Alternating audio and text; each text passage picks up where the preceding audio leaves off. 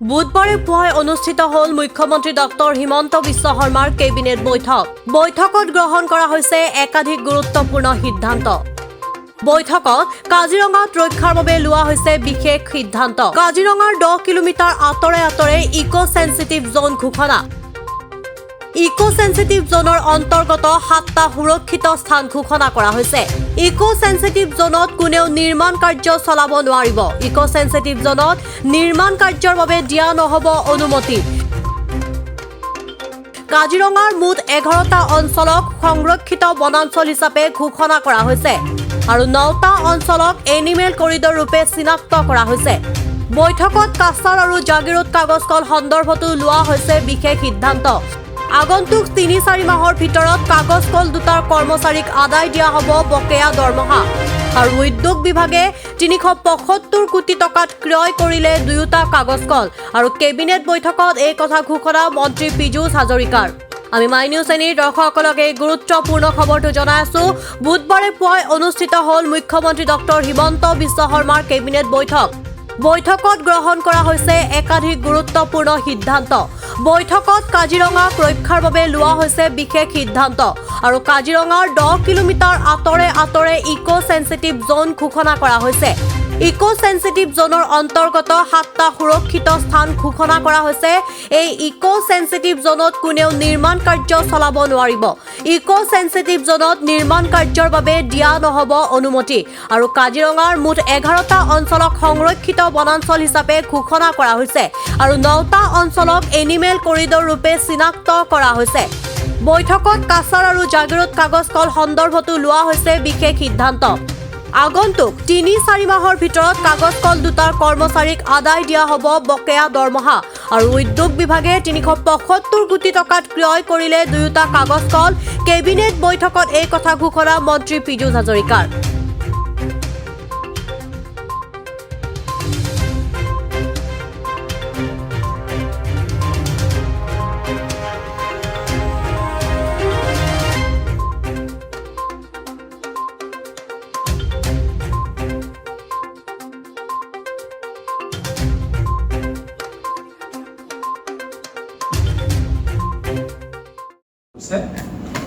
তাৰে এটা হ'ল আমাৰ সকলোৰে কাৰণে অসমীয়াৰ কাৰণে প্ৰাণৰ কাজিৰঙাৰ ভৱিষ্যতৰ কাৰণে, কাজিৰঙাক প্ৰটেকশ্যনৰ কাৰণে, কাজিৰঙাৰ প্ৰমোশ্যনৰ কাৰণে কেইটামান গুৰুত্বপূৰ্ণ সিদ্ধান্ত গ্ৰহণ কৰিছে। আমি সকলোৱে জানো যে আমাৰ য'ত য'ত ৱাইল্ড লাইফ থাকে তাতে ইকো সেন্সিটিভ জোন ঘোষণা কৰা হয় বা ডিমাৰ্কেশ্যন কৰা হয়। আমি ফ্ল'ৰা ফনা আৰু চৰাই সকলোৰে প্ৰটেকশ্যনৰ প্ৰমোশ্যনৰ কাৰণে বা জন্তুৰ প্ৰটেকশ্যনৰ কাৰণে। তাৰ কাৰণে আজিৰ কেবিনেটে এটা সিদ্ধান্ত লৈছে। The state cabinet has approved the draft notification for the integrated eco-sensitive zone of Kaziranga Tiger Reserve and adjoining 7 protected areas and 11 reserve forests.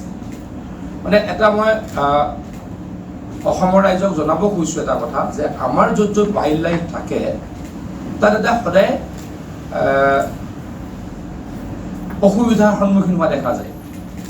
যেতিয়া আমাৰ ইকো সেন্সিটিভ জোন ডিমাৰ্কেশ্যন নহয় তেতিয়া তাত ডেভেলপমেণ্ট হ'ব নে নহ'ব, কোন জেগাত ডেভেলপমেণ্ট হ'ব, কোনখিনি জেগাত নহ'ব, এটা বিশৃংখলাময় পৰিৱেশৰ সৃষ্টি হৈ থাকে। তাৰ কাৰণে য'ত য'ত ৱাইল্ড লাইফ আছে তাত প্ৰটেকশ্যন, তাত ডিমাৰ্কেশ্যন হোৱাটো, ইকো সেন্সিটিভ জোন ডিমাৰ্কেশ্যন হোৱাটো অত্যন্ত জৰুৰী। যোন জেগাত ৱাইল্ড লাইফ আছে, মই অকণমান বুজাই ক'ব খুজিছোঁ, যোন জেগাত ৱাইল্ড লাইফ আছে, যিখিনি জেগাত ৱাইল্ড লাইফ হিচাপে ঘোষণা কৰে তাত ইকো সেন্সিটিভ জোন যদি ডিমাৰ্কেশ্যন কৰা নহয় তেতিয়া কি হয়, সাধাৰণতে কোৱা হয় যে এই ৱাইল্ড লাইফখনৰ পৰা 10 কিলোমিটাৰ radial distance will be covered as eco sensitive zone. মানে পবিতৰা বুলি এখন অভয়াৰণ্য আছে, তাত ইকো সেন্সিটিভ জোনটো ডিমাৰ্কেশ্যন নোহোৱালৈকে 10 কিলোমিটাৰ ৰেডিয়েল ডিষ্টেঞ্চৰ গোটেইখিনি জেগা কি হ'ব, ইকো সেন্সিটিভ জোন বুলি এনাউন্স কৰি দিয়ে।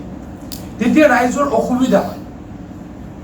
তেতিয়া মানুহৰ অসুবিধা হয়। ইক' চেঞ্চিটিভ জোন হ'লে ডেভেলপমেণ্ট কিছু কাম কৰিব নোৱাৰে, তাতে ক'ৰবাত বিল্ডিং বনাব নোৱাৰিব, ক'ৰবাত ঘৰ বনাব নোৱাৰিব, তেনেকুৱা কিছুমান অসুবিধা হয়। সেইকাৰণে অত্যন্ত জৰুৰী ইক' চেঞ্চিটিভ জোন এনাউন্স হোৱাটো। আৰু এনাউন্স নহ'লে কি হয়, মানুহৰ মাজতো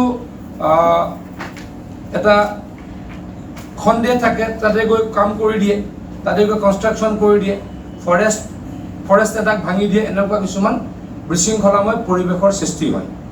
তাৰ কাৰণে আজিৰ কেবিনেটে এটা সিদ্ধান্ত লৈছে, ড্ৰাফ্ট নটিফিকেশ্যন আমাৰ এপ্ৰুভ কৰা হৈছে যে কাজিৰঙাত কিছু জেগা আমি ইক' চেঞ্চিটিভ জোন হিচাপে এনাউন্সমেণ্ট কৰিম বা এপ্ৰুভ কৰিছোঁ। এই ইক' চেঞ্চিটিভ জোনৰ আণ্ডাৰত 7টা প্ৰটেক্টেড এৰিয়াছ থাকিব। এটা হৈছে Kaziranga national park tiger reserve, এটা হৈছে Budha Chapori wild life sanctuary. Protected এইকেইটা প্ৰটেক্টেড এৰিয়াজত আহিব। মই আকৌ কৈ আছোঁ, the EGS will cover the following 7 protected areas. Kaziranga eco' sensitive জোনত 7টা প্ৰটেক্টেড এৰিয়াছ থাকিব। তাৰে এটা হৈছে Kaziranga national park tiger reserve, 2 নম্বৰটো হৈছে Budha Chapori wild life sanctuary, 3 নম্বৰটো হৈছে লাওখোৱা ৱাইল্ড লাইফ চেংচুৱেৰী, 4 নম্বৰটো গৰমপানী ৱাইল্ড লাইফ চেংচুৱেৰী, 5 নম্বৰটো নাম্বৰ দৈগুৰুং ৱাইল্ড লাইফ চেংচুৱেৰী, 6 নম্বৰটো east Karbi Anglong wild life sanctuary, 7 নম্বৰটো north Karbi Anglong wild life sanctuary. এইটো প্ৰপ'জ কৰা হৈছে। এইকেইটা হৈছে ইক' চেঞ্চিটিভ, কাজিৰঙা ইক' চেঞ্চিটিভ জোনৰ আণ্ডাৰত এইকেইটা প্ৰটেক্টেড এৰিয়াজ হৈ থাকিব। 11টা ঠাই, 11টা অঞ্চল ৰিজাৰ্ভ ফৰেষ্ট হিচাপে থাকিব। সেইকেইটা হৈছে হাতিয়া পাহাৰ DCRF, কলনী RF, বাক্সেৰ RF, Kamakhya hill RF, Kukurakata RF, Gumuraguri RF, south Diju RF, north Diju RF, Panbari RF, Kochmora RF আৰু দেও পাহাৰ RF। এইকেইটা অঞ্চল থাকিব ৰিজাৰ্ভ ফৰেষ্ট হিচাপে। এইটো লৈ কোনো মানুহৰ মাজত সন্দেহৰ ভাবো থাকিব নালাগে আৰু কাৰোৰ মাজত চিন্তাৰো ভাৱ থাকিব নালাগে। খুব চিন্তা চৰ্চা কৰি এই কামটো কৰা হৈছে। বহুদিনৰ পৰা এই কামটো চলি আছিলে, কিন্তু ফাইনেল ডিমাৰ্কেশ্যন নোহোৱাৰ কাৰণে মানুহ বিপদতে পৰি আছিলে। আৰু সুপ্ৰিম কোৰ্টৰ এই ক্ষেত্ৰত গাইডলাইন আছে। সুপ্ৰিম কোৰ্টৰ গাইডলাইন ফ'ল' কৰি আমাৰ ডিপাৰ্টমেণ্টে যি প্ৰপ'জেল আনিছে, আজি কেবিনেটে সেইখিনি এপ্ৰুভ কৰিছে। ইয়াৰ লগে লগে কাজিৰঙা নেশ্যনেল পাৰ্কত 9টা এনিমেল কৰিডৰ আজি আমাৰ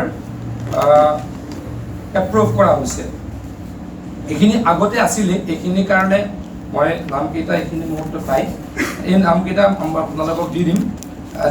To provide safe passage of animals residing in Kaziranga National Park, the State Cabinet has approved the draft notification for delineation and recognition of 9 animal corridors to the south of KNP.